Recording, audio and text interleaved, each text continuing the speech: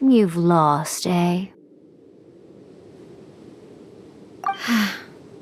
Yes, I have. Why can you not trust your people, and in the power of their ambitions? These ambitions have transcended space and time. They are something that no one can snuff out.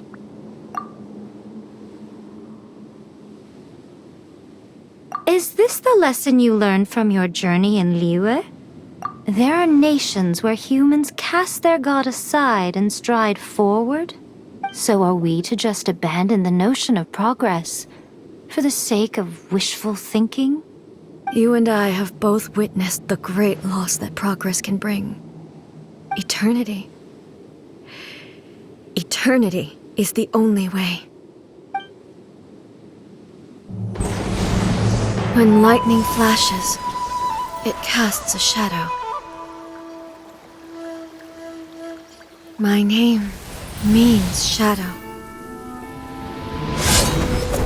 With my blade, I purged all obstacles to progress.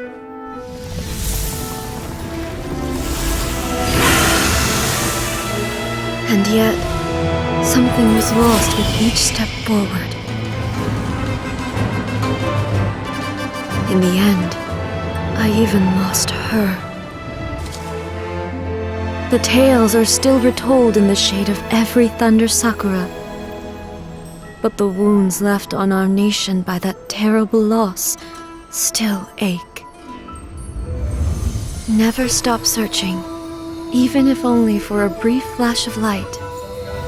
If nothing else, we have the present moment. She said that once. But I've seen a nation stride forward and lose everything to the heavenly principles. Perhaps only if time stands still will the lightning's glow never fade. The present moment is a fragile illusion. Only eternity can bring us closer to the heavenly principles. I am no longer the shadow. Mine is the most supreme and noble form. Let power over the realm be vested within me.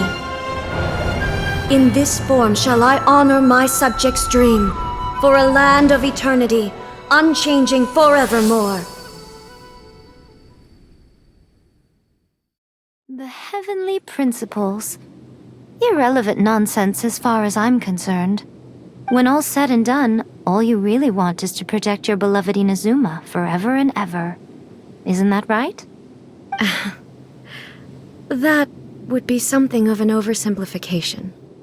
But is this nation worth existing for eternity? Stripped of ambitions, stripped of the potential for change, it does nothing more than simply exist. It is a hollow shell of a nation.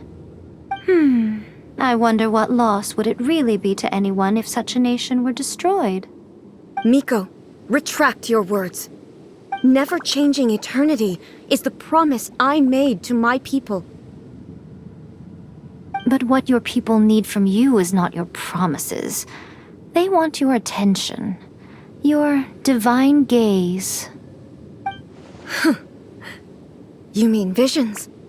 Humans have a lifespan of barely 100 years. They cannot afford to bear any extra losses. But I have experienced it all. That is why I have chosen to guide them along the correct path toward eternity. But eternity is far too cruel a fate for you, eh? For me? Not only have you stopped paying attention to the world, but you have stopped paying attention to yourself.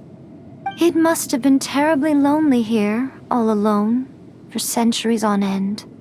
But it is necessary. You will miss much by refusing progress.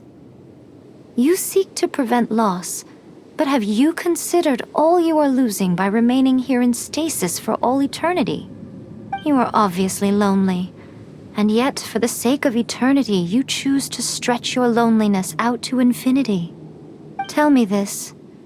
Why is the sky here that was once so dark glowing again? Why now? This is your plane of euthymia. It's your inner world. So it can only mean that you are happy to see me again. You have found the loneliness here unbearable for a long time now, haven't you? I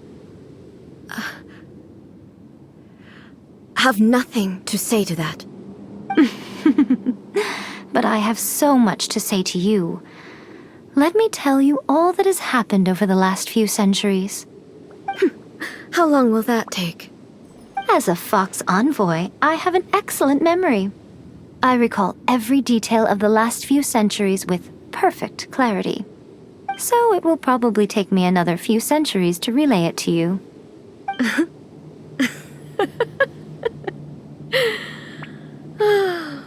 Miko, I never thought I would have the chance to meet with you like this again. Seeing you again is a change to eternity. And a very nice surprise. Since you are willing to admit that, I suppose that means we can still be friends? What a childish conversation this is.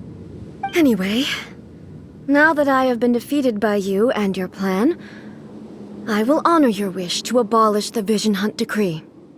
But, with regards to eternity and the question of whether this nation should move forward, I need time to give it some thought. You are the one who's been acting like a child from the very beginning.